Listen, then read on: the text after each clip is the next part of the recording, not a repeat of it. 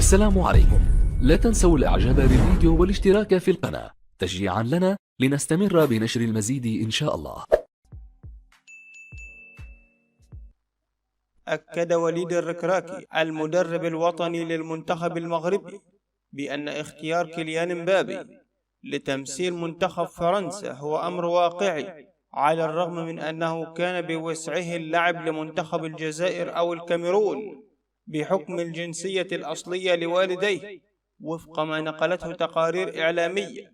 وقد أجرى وليد الركراكي مقابلة مع صحيفة إسبانية خلال وجوده في مدريد مع منتخب المغرب من أجل مواجهة بيرو في لقاء ودي، حيث علق الركراكي بأن اختيار بلد على حساب آخر لا يعني فشلا، فهو مجرد تعبير عن الشعور. فمثلا قرار إمريك لابورد اللعب مع إسبانيا ليس إخفاقا لفرنسا.